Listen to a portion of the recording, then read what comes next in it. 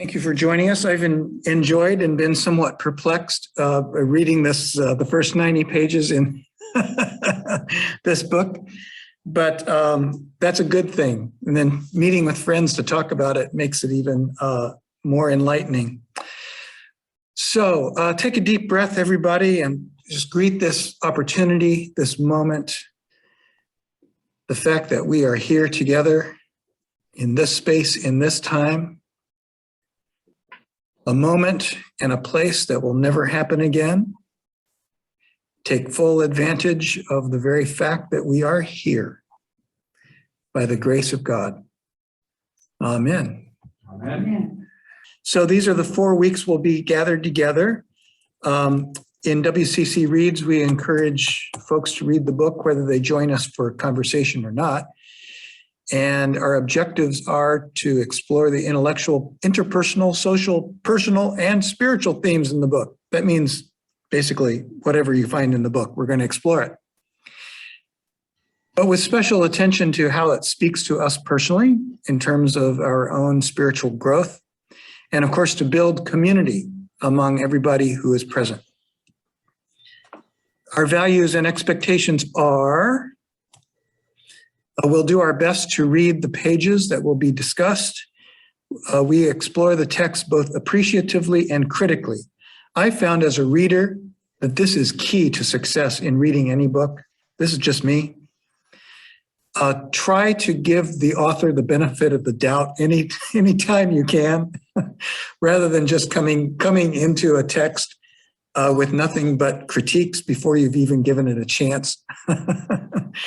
But to also bring the critical mind and to hold both of those, both to be appreciative and critical.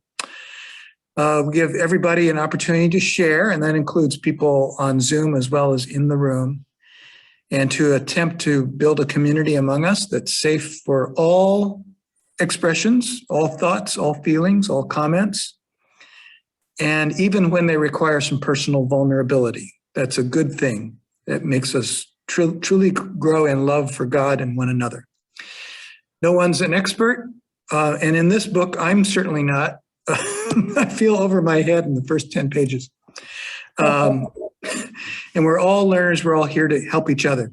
I did find a reader's guide published by Penguin Random House, and there's a link to it. I will send all of you an electronic version of this syllabus. I have found some of these questions in the reader's guide to be helpful to get us started today. Others deal with pages that we'll read in the future. Today, we'll stay focused on introduction, chapters 1 and 2. Next week, let's try 2 more chapters through page 164. Now that's assuming we all have the same edition. You have a hard copy, Nancy. Are the page numbers the same? Yes. What is page? Yes. Nancy Fox, I mean, or either Nancy, I guess. What happens at page 90 in your book? Is it the end of? It's the end of the chapter. Okay. Right. So I'm going to assume that all the page numbers agree. And on the last week, we'll ask if these objectives were met or not and how we did in our goals. How's that sound? Perfect. All right. Okay. I would love to hear first from everybody. Let me stop screen sharing so we can see everybody here. I'd love to hear from everybody your initial thoughts, even questions, critiques of what you've read. And if you've read beyond page 90, fine, you can refer to that. I have not personally. And I'm going to get a pen here and make some notes. Go ahead. Initial thoughts. Well, Jeffrey knows what I think because we were talking about some other things that the other day and got into the mentioning the book. I thought there was perhaps more information than I needed initially. I was very interested in the information about the gods, the cyclical nature of beliefs and history at that time. But I thought that there was material that was perhaps we more than we needed initially. I will reserve judgment though, because maybe Gilgamesh will come up again as we are reading further, but I did think that there was more than we needed at this point. That's just me. You think the detail was too much about the Epic of Gilgamesh itself? Yes, probably among some other points too. Okay. Other initial thoughts, impressions, questions, consternations, joys? Well, I personally know little to nothing about the Bible. I hear from people at the microphones, and that's such a brief kind of reference that, and I've never dug into anything. And so this was huge for me, in that I got a feeling, I mean, I have to say, was this the Old Testament? Well, it was, but that's how, confused when I opened page 1. I would be, as I'm sure as the whole book goes, I'll get a sense of where I am. But I found it exciting, things I've never even thought about. And so I would say the first 90 pages meant sort of a beginning of an investigation, sort of. I did not, I wondered if it would answer some of my questions and complaints, of which I'm sorry I have many. And, but I'm never confident about them. I don't know where I'm going, I guess. So it'll be interesting. Okay. Good for you. I don't think any of us really do. And if we do, we're probably mistaken. Good point, Paul. Nancy Meislan, initial thoughts?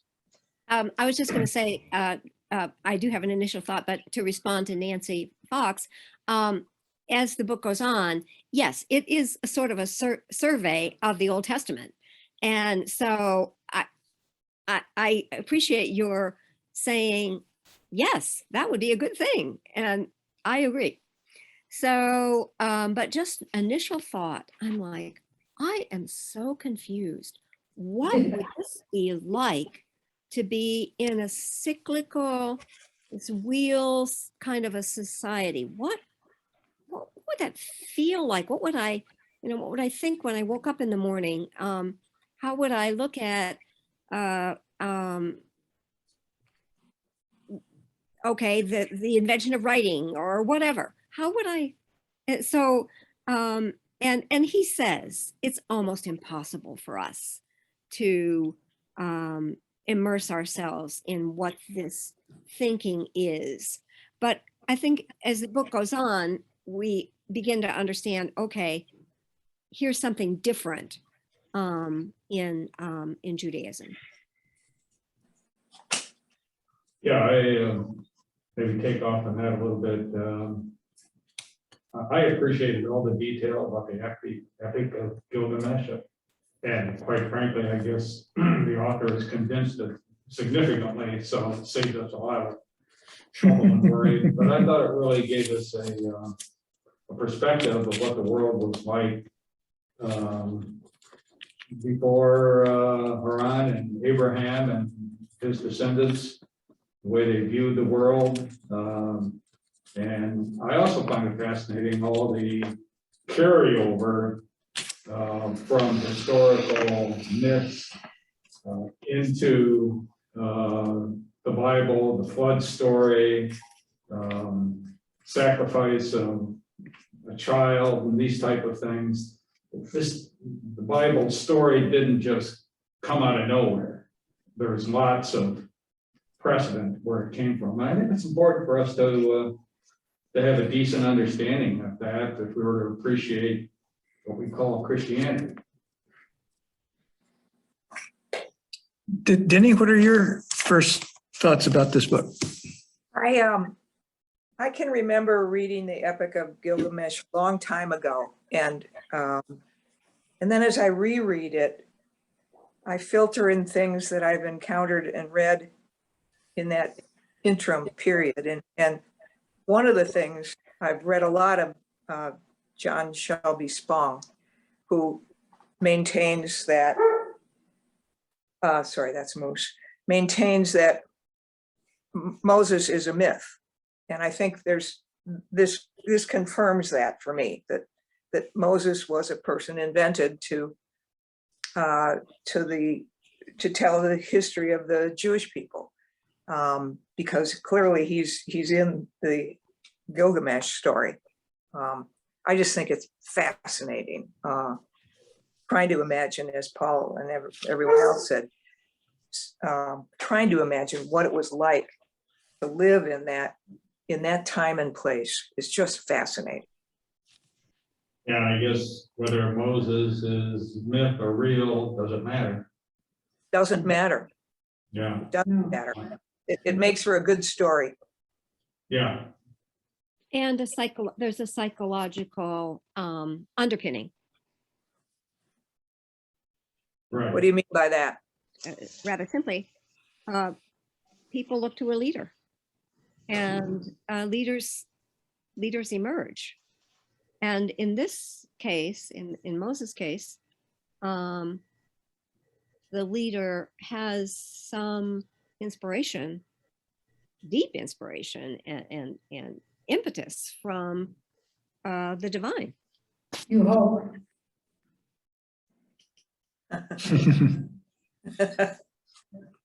Well, I'm sorry, but I meant, you hope he has a legitimate reason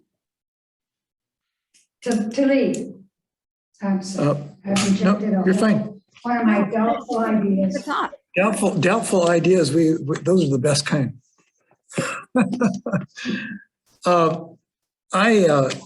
I'm appreciative of this book already, even though I've got questions about it, because it made me go back to some of my seminary education, which now is 40 years old. Oh my gosh. But because we were studying things that happened thousands of years before that, I mean, maybe it's not that long ago in that term.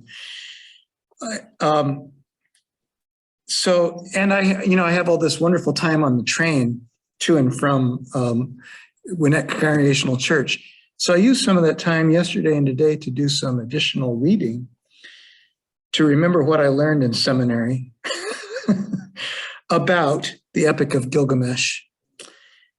And a frequent reference in the book is to Mircea Eliade. I don't know if you remember seeing his name in the book. Mm-hmm. We read a lot of Eliade at Harvard Divinity School when I was there. He is someone in the general field of phenomenology of religion, which I think could also be, it's got to be very close to the sociology or anthropology of religion.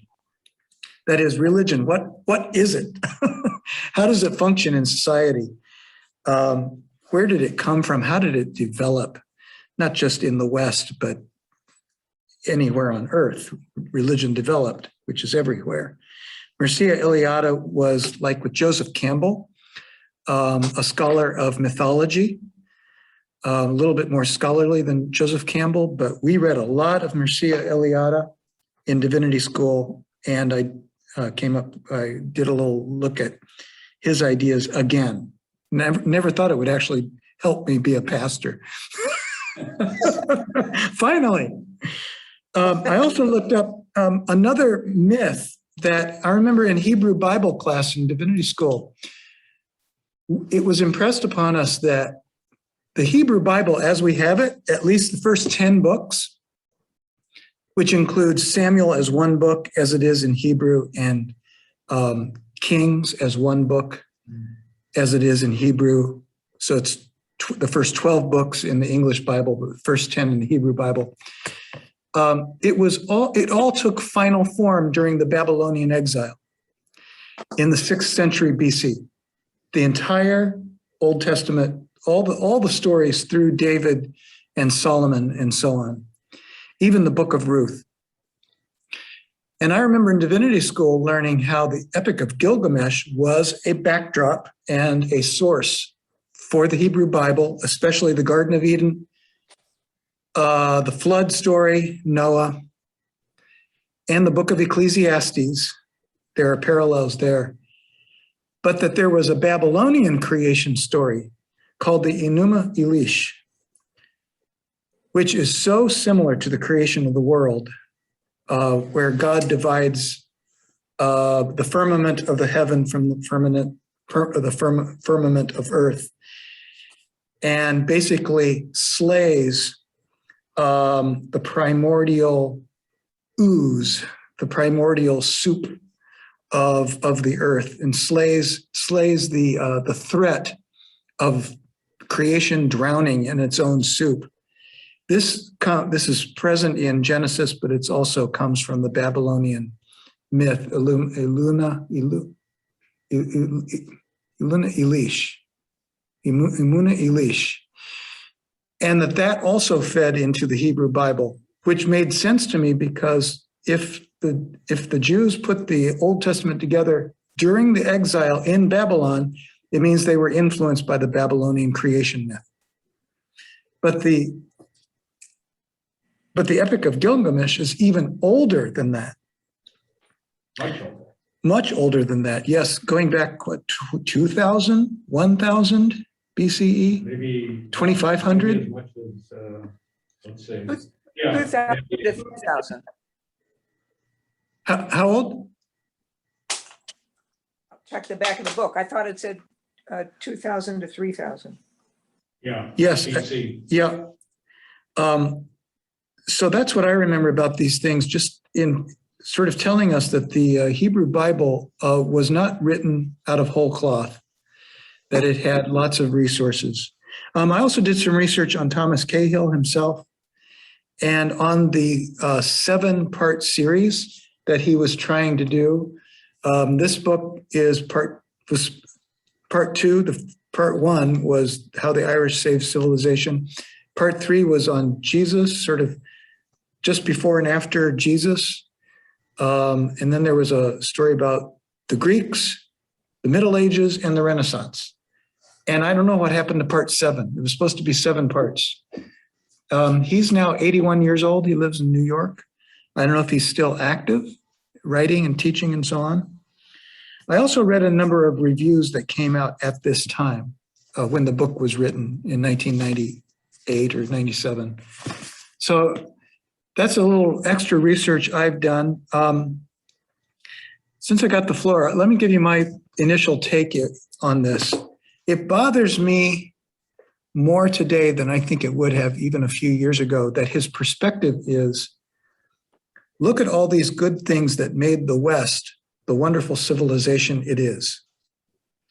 That's all his project here with these 7 books, 6 of which apparently are done. He's trying to say, here are key turning points in people in the history of the West that have made the West what it is. And I haven't read the rest of the book beyond 90 pages yet, but he seems to distinguish West and East here pretty definitively and pretty critically, if he's saying that the Eastern religions are about an endless, hopeless circle of time. But here in the West, thanks to the Jews, we have this processive time, I think he calls it, where this idea of progress, sort of things getting better and better, and individual liberty, maybe even democracy, and so on. And it's all thanks to the Hebrew Bible. I think this dividing East and West is not that helpful, and it's a little bit imperialistic, if not colonial, in its thinking. Especially here in North America, you've probably heard it said that we are part of Western civilization, and growing up in high school and so on, we have Western lit, Western civilization and so on. But in just 20 years in the United States, our population will be majority minority. And some of us are connected in our roots to Western Europe, but almost half of all Americans actually come from elsewhere. What about their cultures? And is there anything really inherently superior about the West as opposed to Chinese culture, Indian culture, African culture? I get the sense that Cahill wants to wave the flag for the superiority of all things Western. And that just, I feel uncomfortable about that. So that's my initial take. Well, I think clearly he has a Western civilization focus. But I think it's proper to look at the advances in thought and things you mentioned, individual liberty and so forth, that are, I think, essentially Western concepts. And the fact that they originated here shouldn't cause them to be demeaned. And in fact, I think they have spread around the world to at least some degree. And that's just the way things work.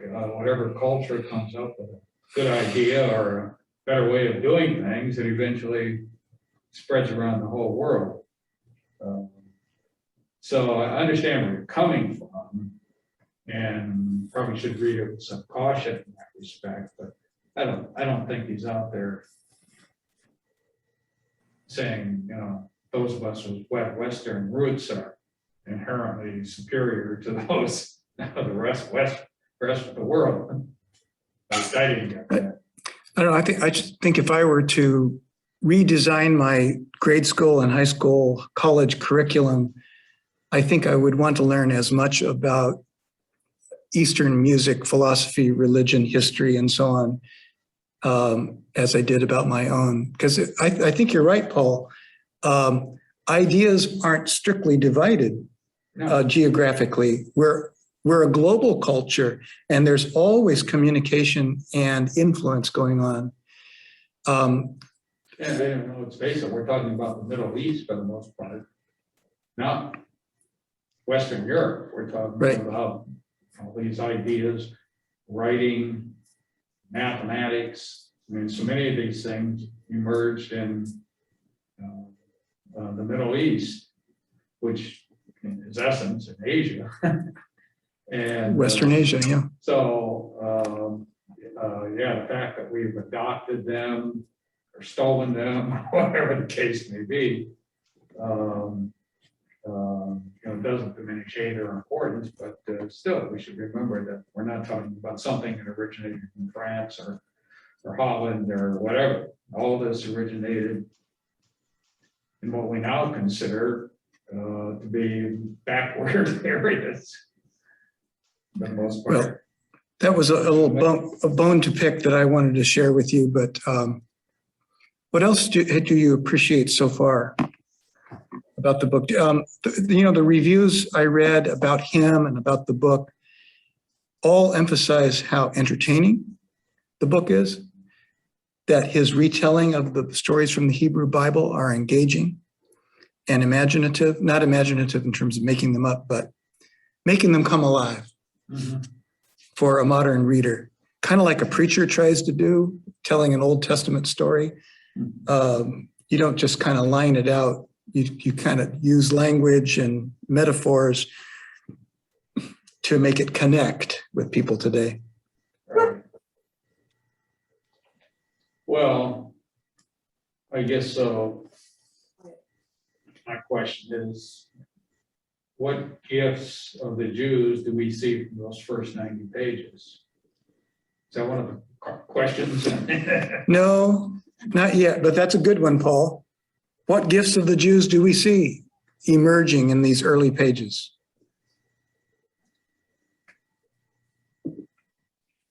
Something about individualism. Something about I don't know, a seeking or something different, but definitely, I think it starts from the nerve to be an individual. Well, they say that in some ways. Mm-hmm. Right, he's highlighting Avram's call in Genesis 12:1. You know, go, and Abram went. Yeah, He makes that's very different, right? Well, this is my problem. The West isn't the only culture to have stories of call and go and change and development. he's making that argument throughout the book that this makes Judaism unique and the West unique. I think you'll find plenty of stories of pilgrimage in Japanese stories, basho, and so on.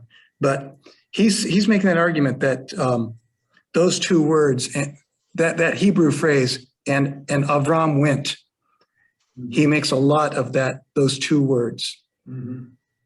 Well, to me, the concept of more personal relationship with God as opposed to these remote, human-like, God-like creatures that treat human beings as kind of playful things, and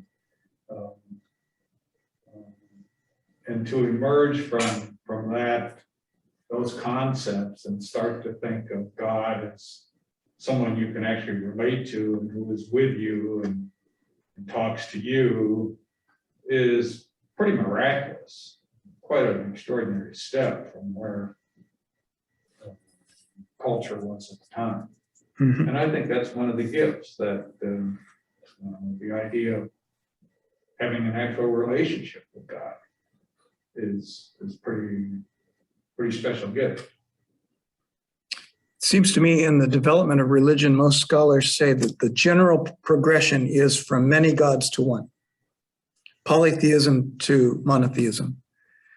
And again, that's a whole field, again, the phenomenology, sociology, anthropology of religion. But to boil it down, I think that's a commonly assumed template, is that as religions develop, they tend to start from many gods to one. And the many gods are fertility gods, god of this mountain, that mountain, god of the harvest, family god, god of a household, god of a particular form of work. And that as people intermingle and people of one god move to another place where there's this other god, they say, well, these gods are not incompatible. These gods are actually kind of the same God. You know, there's the rain god and the harvest god. Well, without the rain, there's no harvest.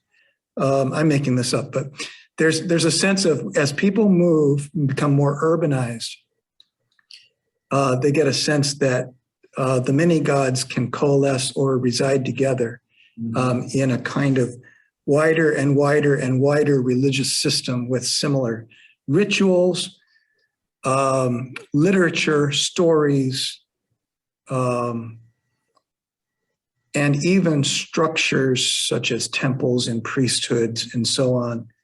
And again, back in divinity school, we were told, as best as I can remember from 1981, we were told that the Hebrews, the people called the Hebrews, which meant dusty ones, which is what Cahill's saying, that the Hebrews were more nomadic, Yeah. right? So the dusty ones, the Hebrews, weren't just one people moving along. First, there were different groups of people who eventually came together in more or less the same place in Levant or Western Asia, what we call the Middle East today, which is also a colonial term. And they came together and they said, you know, rather than you having your God and the armies to defend that God and people and us having ours, you know, really, can't we just have one God? and thus developed a people that otherwise did not have a lot in common with one another. So that's what we were told, how, to the best of our knowledge, which is very thin. I mean, there's not a lot of archaeological Yeah. and written material that goes back that far. Well, that's why the Bible is so interesting, is that it does go back that far. It's really the story of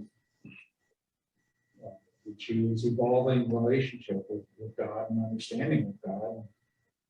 I think it's a shame that we ended 2,000 years ago. We should open the canon again. Right, right. But, little things like, Aaron and Abraham and their descendants didn't have idols. And that too is pretty remarkable. They didn't think they needed an idol to have a relationship with their God. So it's just a whole different concept of God and his relationship with man. But, whether there really was an Abraham and whether this is all his idea or whatever, it doesn't really matter. The fact of the matter is it was embodied in the Jews and came to be the way they thought about things.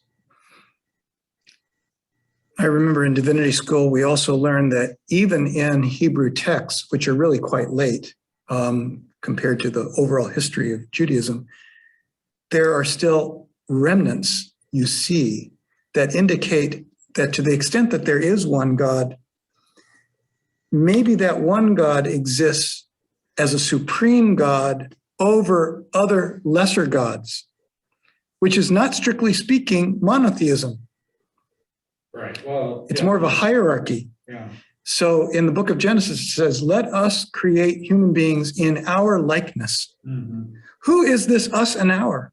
Right. And you also have other references in the Hebrew Bible to a divine council.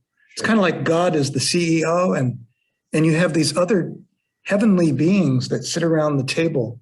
Well, that's why it evolves. I'm not sure that was the case in the time of Jesus, but it was certainly the case in the early biblical history of the Jews, that they often had still, like Moses coming down from the mountain and finding them worshiping the golden calf. I mean, they still strayed, and it indicates in this book that Abraham may very well have had other gods too, but he had this very personal God that he communicated with. So yeah, it's a very slow evolution in how the concept of God has come to be.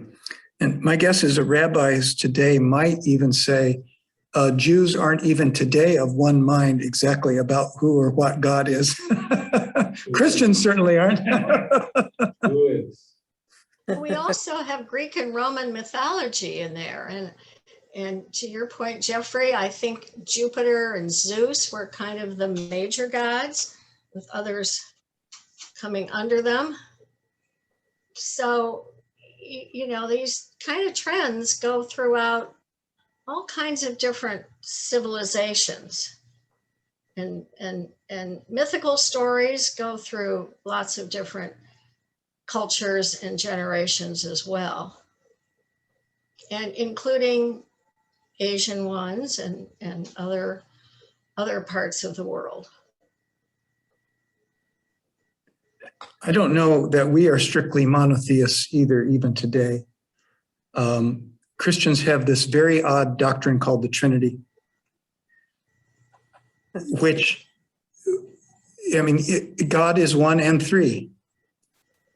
And most Muslims that's the point of contention that Muslims have with Christians theologically is you don't sound fully committed to one God when you say that.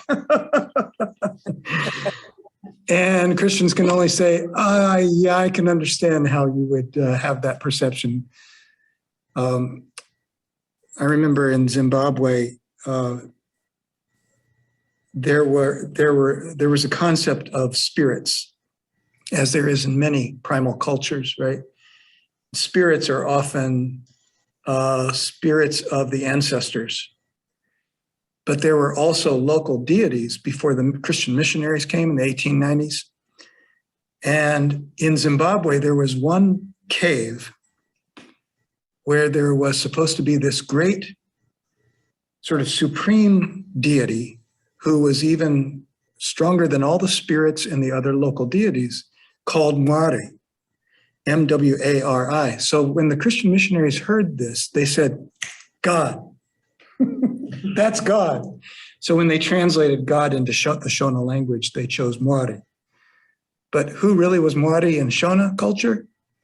A particularly strong God in one cave. And I remember in divinity school learning that Yahweh, the name for God in the Hebrew Bible, YHWH in Hebrew, probably was one God among many in all those different groups of Hebrew tribes that finally came together as one. And it either meant in its original, he falls or rain falls. And that this one God somehow among all the competing gods and all those Hebrew tribes coming together finally to become one, this Yahweh emerged as the name for God that we could all get behind and agree on. No, it's got to come from somewhere. It's so fascinating, like where does religion come from? Yeah. Well, that's the whole point. It's Yeah. this evolution, continuing evolution. And like I said before, it's kind of a shame that the Bible stopped after, what was it, 300 BC or something, in the book of Daniel or whatever, or maybe Right. 200 was Right. put in, because there's still lots of thinking and great thinking about this fascinating concept. Would you like to look at some of the questions in the study guide, Sure. or how would you like to spend our time? Sure. Okay. The first one definitely applies to the whole book, but especially the first 90 pages. It says the first books of the Bible were originally preserved as oral tradition. Discuss the ways in which oral tradition, despite its missing or inaccurate detail, can preserve these essential truths. Let me read that again. The first books of the Bible were originally preserved as oral tradition. Discuss the ways in which oral tradition, despite its missing or inaccurate detail, can preserve essential truths. Well, I think it brings out unresolved issues between people, or husband, wife, or son and daughter, or bad neighbor, and puts it out there so that people can see from a distance what it looks like. You get wisdom from that. You mean when it's spoken orally? Yes, or when it's all examined and put out to look at, yeah. Kind of like a study group.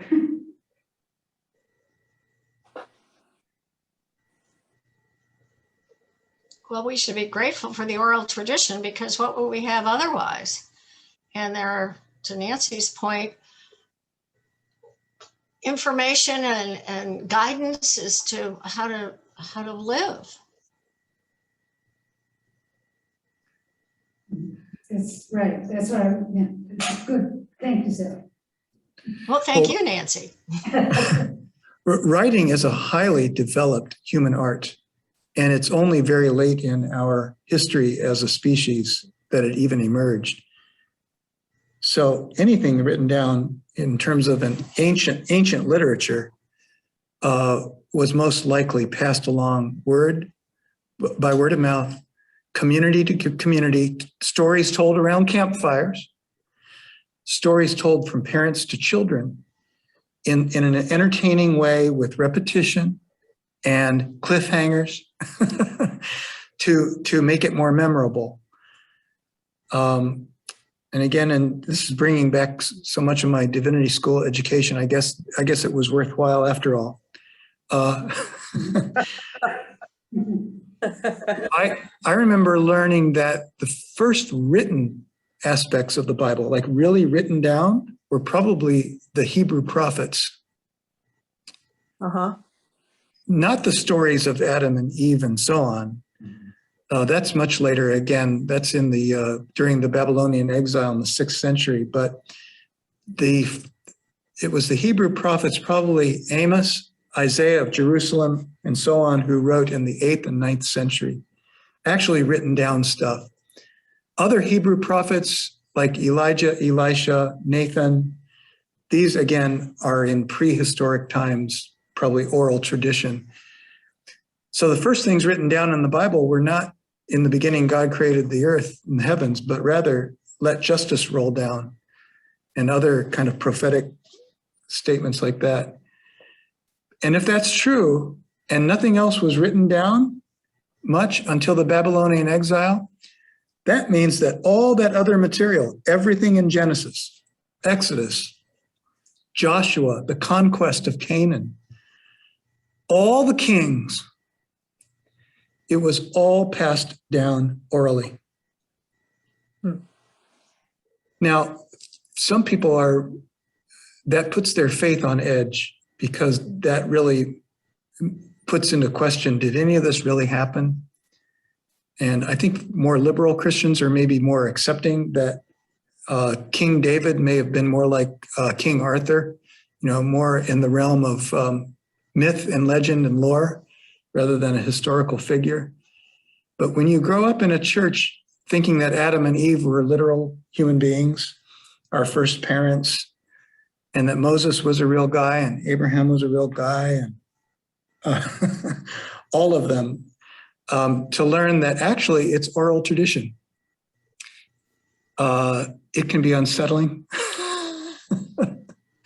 Well, I think personally, that's all this is personally, is that many of these oral traditions are simply taking human experience and putting them in a format, sometimes with exaggeration, extreme exaggeration. And that works to get a point across. We learn a lot better stories than we do from road direction, if you will. We remember it better, we feel it better. And I think the oral tradition is critical that way, and conveying not just the facts of a people's history, but their moral compasses, their guidance on how to live life and so forth, some of the other things we can talk about. Those stories, set the parameters of how you're supposed to live your life based on what we've learned from all these characters from the past. Some of them, people did terrible things and got punished for it. Don't do that. Exactly. Yeah, right. So again, in school, we were kind of encouraged to imagine the Jews sitting around the Tigris and Euphrates River and near what is Baghdad today, reflecting on their oral tradition, saying, what are these stories? And of course, there's hundreds, hundreds and hundreds of them. What are the stories? What do they tell us about who we are in relationship to each other and God? And which ones shall we preserve? So that, because when we were back in Jerusalem, we didn't need a written book. We had a temple. But now that the temple's been destroyed, and here we are in Mesopotamia, Babylon, to keep this thing going, this project going, we need to write it down so that generation after generation will know that we were here, and that maybe they'll even be preserved by preserving these stories. Mm-hmm. Mm-hmm. And so great care was taken in bringing these first 10 books of the Bible together. And the Jews were only in exile about 80 years in Babylon, but apparently by the time they went back to Jerusalem, they had a Bible. And that itself is an accomplishment. Right. And I think in one of the reviews I read, one thing that can be said about the Jews is, we're not talking about the ancient Babylonians today as a group of people who still live,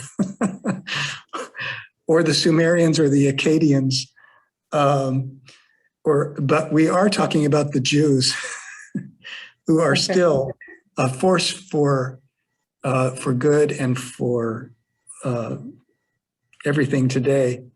That's because they dedicated themselves to self-preservation by storytelling and writing it down. Mm-hmm. Mm-hmm. Yeah. Yeah. Is there any chart, a timeline that tells me, I'm always looking to, I'm always saying, what do you base that on? I mean, is Zagorod, whatever, what is that building in Iraq? What it referred to a lot. Yes, with the, Yeah. yes, I know. So I need Yeah. a timeline that tells me when the first, like, can you apply any of the first 10 books of the Bible to that? I need to have the relationships. Where does it begin? You know- Where the archaeology can start talking. Yeah, my late friend Jack Good wrote a book called The Bible, the Family Photo Album or something like that. And he has some very good chronologies and timelines in there. That would be good. But Denny Because- just told us that there's one on the back of our book here, There is. 270. Well, No, how that- about that? I like that. Yeah. I'm Nancy, I'm so linear that way that years ago, I bought a 50-foot timeline of life, of the world. And when I started reading this book, Gift of the Jews, I thought what was going on in China at the time? Because this just didn't happen in a vacuum. And how dare he say that, I mean, according to the Bible, according to Google, the Chinese invented writing 2,000 years before this. But, you know, I'm not going to argue that. It doesn't really matter. But the point is, you really have to look at what was happening in the East. And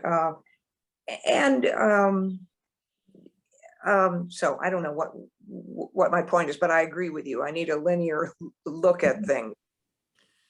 And also, to go further with that idea, when people come from one region that's rich in calcium, iron, and then they marry in a family that is in a desert. This is not, they're not going to meet, but geology, geography, and how people learn and adapt and then merge, you know, which is about the idea that you're getting at anywhere, what's going on in China.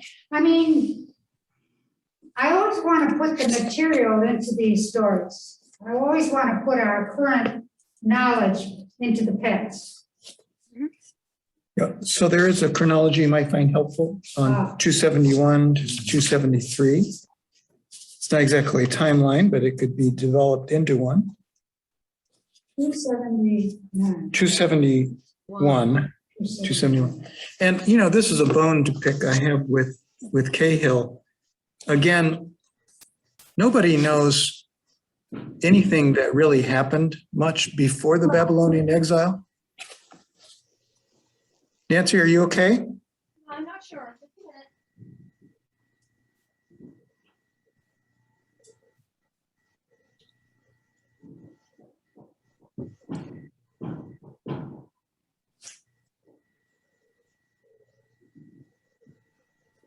Oh, yes.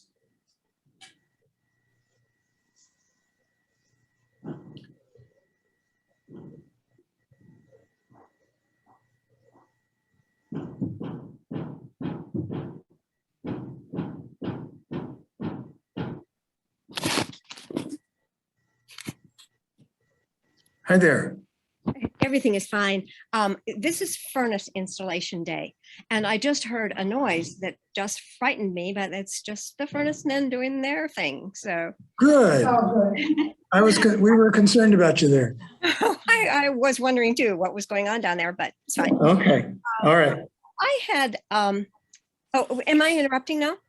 No. Because No, I go ahead. had a couple of thoughts after my preliminary response.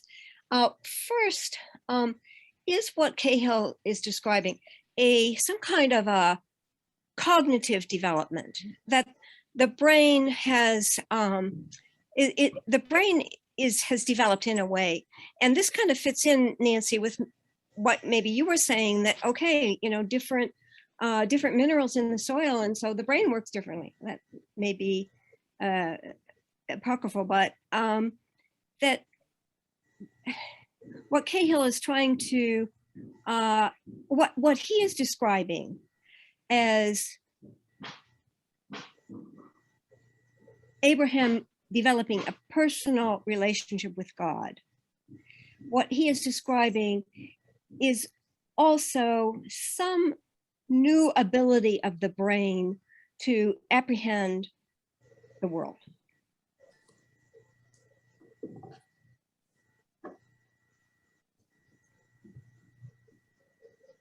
Yeah, I think it's an interesting point. Yeah, I'm not sure our brain evolved or the brain evolved of Aaron and Abraham and what have you, but at least they used their brain, learned how to use their brain in a new way, challenge the existing structure of religion, the gods, if you will, and it's happened with civilization throughout history.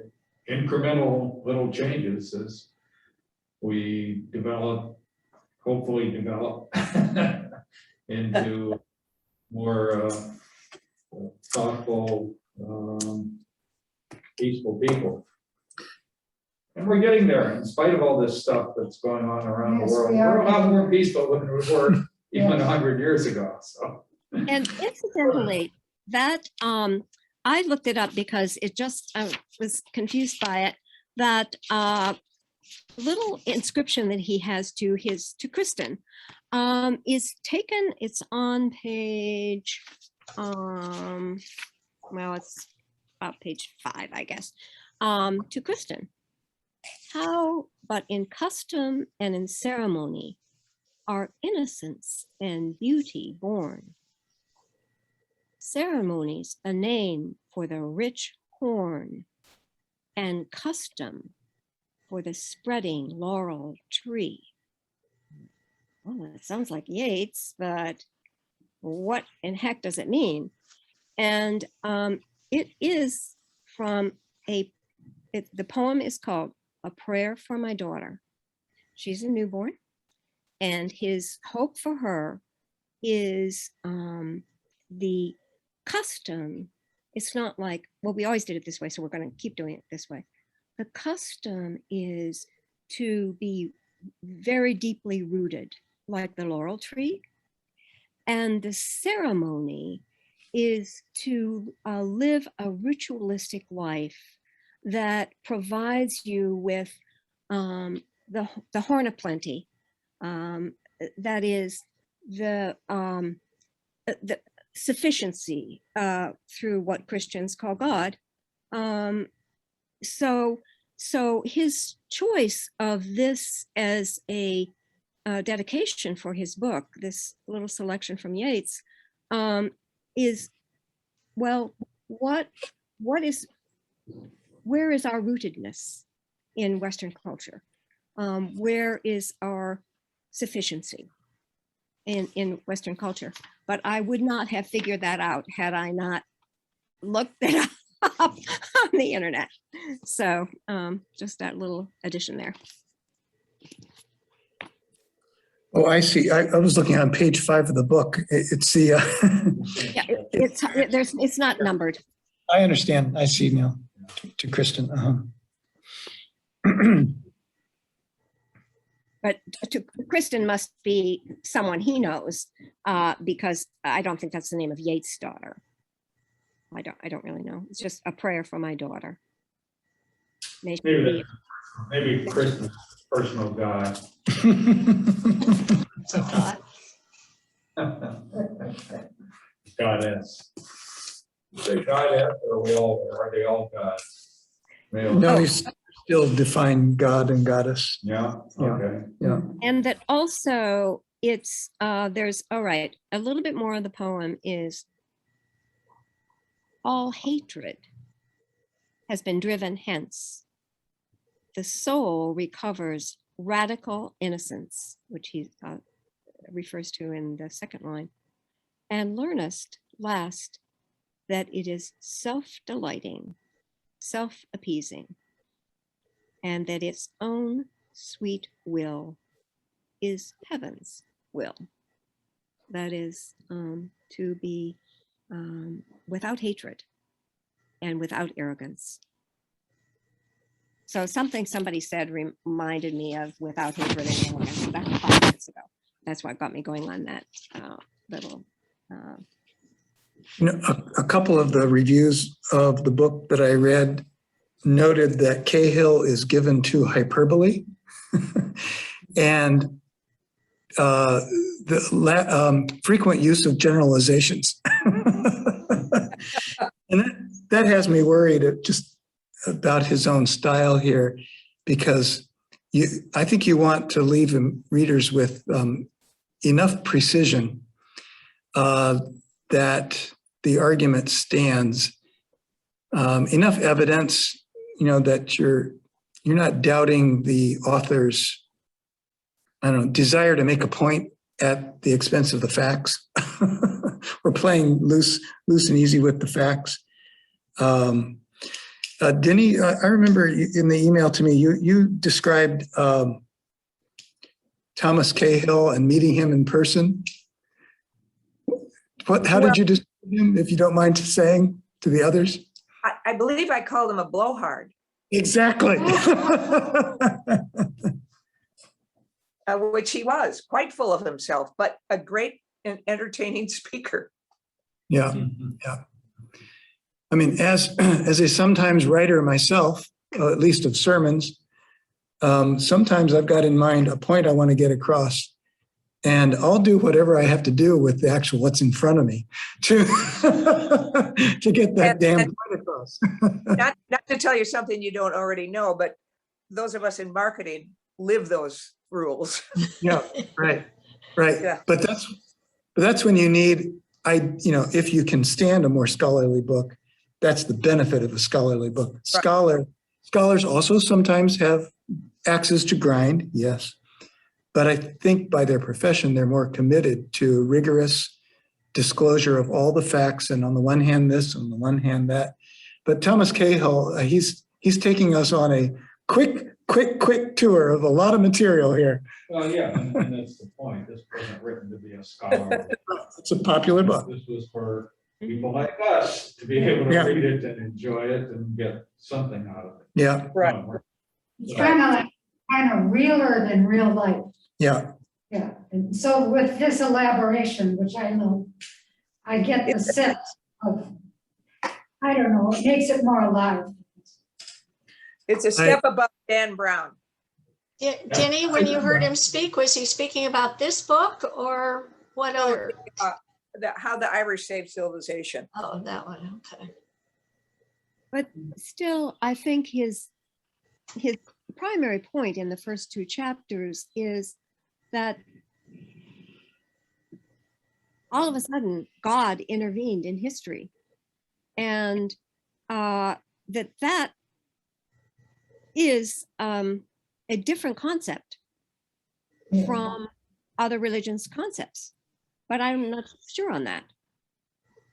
God intervened personally. And again, I think that he's painting with a broad brush here. I don't know that it all came from the Jews all of a sudden, especially by means of Abraham, who was probably a mythical character. The real truth here is a lot more complex and gradual. But he was writing for a popular audience, and he wants to make his point. But I think one of the casualties here, though, is not giving other people's credit for similar developments and asking questions like one of you asked, isn't there something at work here just in the development of humankind as a species in terms of our cognitive abilities, our ability to travel, our ability to write things down and so on, that might explain also the development of religion. I think these things are a little more global than just limited to the Jews and their influence on the West. Even the size of our brains, if you read archaeology and Leakey and all those people. I wonder what the size of the brain was when they started looking at the sky and seeing patterns. What I'd really like to hear is a real anthropologist or sociologist of religion respond to this book. Hmm. And because people think, some people are paid, they're paid professionals to think and write and teach on these subjects all the time. And Cahill gives us a very breezy, I think, his effort here is to say that the Jews were singular in their influence on Western civilization. And he's certainly going to make that point. I think it's a little more complex than that, though. When I was in India, I'd go to places and they'd say, you know, we invented zero. You know, that zero, that's us. Point that everything spreads around the world. Good Yeah. concepts get conveyed Well, I think around. that was from the Indus Valley, the concept of having zero, rather than like a Roman numeral system, a decimal system. Well, yeah. Yeah, I think in India, the meaning was zero is also as an integer. It signifies a value of nothing, essentially, not nil, but it's an integer. It's a whole number too. And but I go to museums in India and they say, yeah, we did that. And I think the Arabs are also very quick to say, well, actually, it was us who did this or that. The truth is, to Paul's point, humankind is always evolving, always coming up with things. And to say that it's all because of one culture, I think is an oversimplification. I'm not sure he's saying that, but he's giving credit to the Jews and their culture for what they learn and what they convey to us. I don't think anywhere in here he says these are the only people that have come up with these ideas or concepts. Yeah. Appreciate your point that there are others that have done something similar, but And I think it also is a post-Holocaust book, in that to say, wait a second, people, look more closely. And so, but I had something else that I wanted to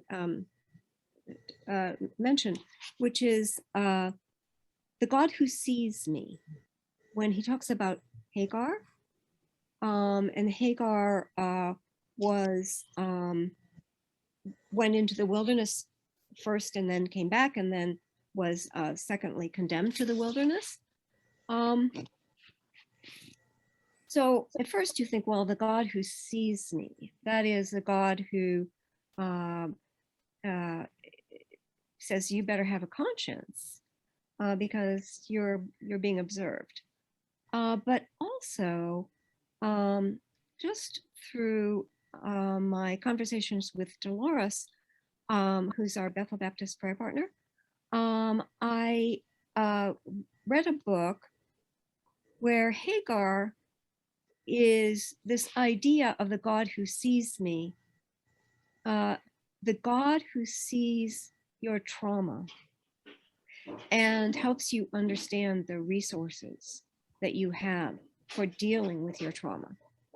And the writer of the book that Dolores recommended, the trauma that the writer was dealing with was the subject of incest, and how people who have had to deal with that horror, because it's such a taboo subject, they don't feel seen, and they don't feel like they can bring it out into the open.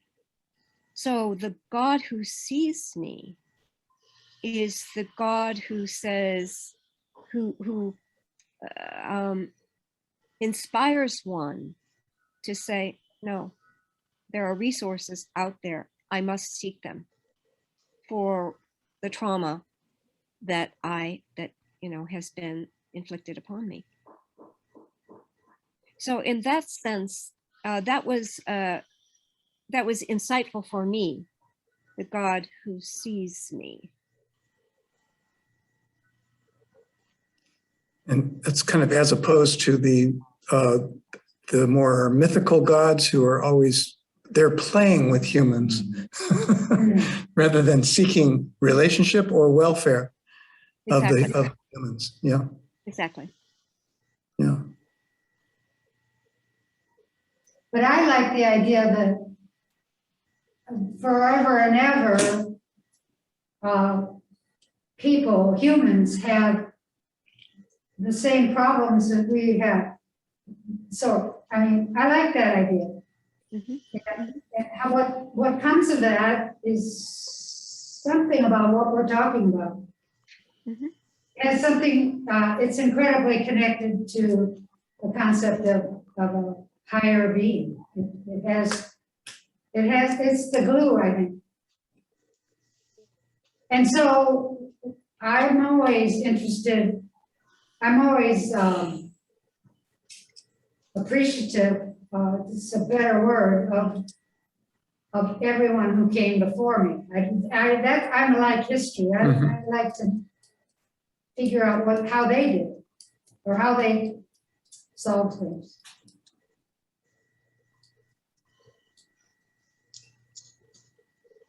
Yeah. Yeah, it goes back to the discussion we had about oral tradition and oral history.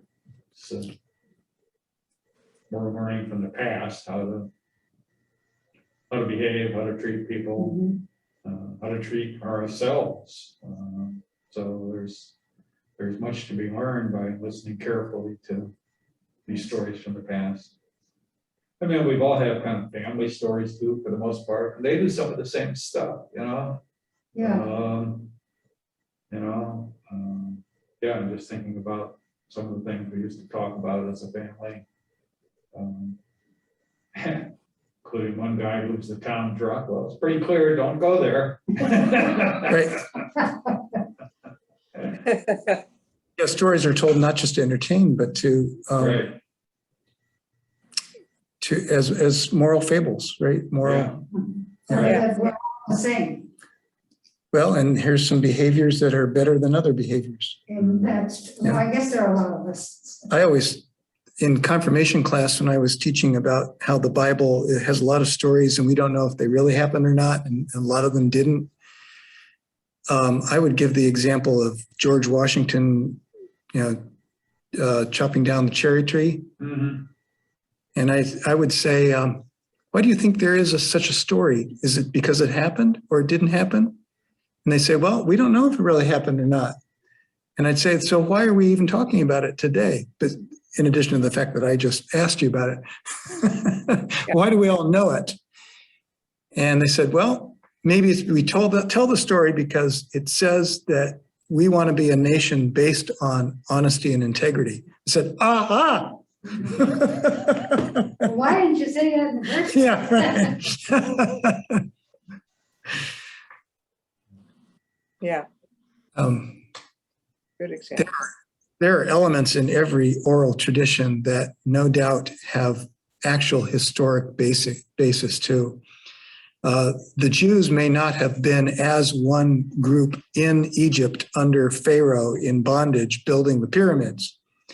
But as I recall from divinity school, probably one of those disparate groups of Hebrews, dusty ones, who made their way to the Levant, probably came from Egypt and told these stories of oppression under the Pharaoh. So did Exodus really happen exactly as Exodus says? Stunned. But is there a story about God's intervention, a personal God who cares about people and cares about justice, intervening on the behalf of people who are powerless? Yeah, it's fascinating. I don't know, you've seen the stories this week about, once again, they thought somewhere they discovered the ark on some mountain in the Middle East. It's Right. Get over it. The truth of the story, yeah, and I again with confirmation kids, I always said the truth of the story isn't whether it happened or not. truth is whether it has something to say to us today. Right. Yeah. And they say, yeah, but is it real? Kids are very concrete. Exactly. What is real? What is true? As we go on with this book, I think that's kind of how I would like to look at it. What does it, what's its inner value for us? And we can say, well, I guess I've said what I want to say. Well, that's one of our objectives, is what's of spiritual value here for us. Mhm. It's very well stated, Nancy. Thank you. So next week, let's try for chapters 3 and 4. And if any of you want to do some side research, it's always welcome and helpful. Have any of you read any of his other books? The Jesus book, the Renaissance, Middle Ages, I forget. Yes. the Greeks? I've read 1 or 2 of them, but I don't remember which ones. Just the Irish one. I He want to just say what we think the Irish one is about as we begin next week, because I would be interested in what other people thought about that one. But let's start there next week.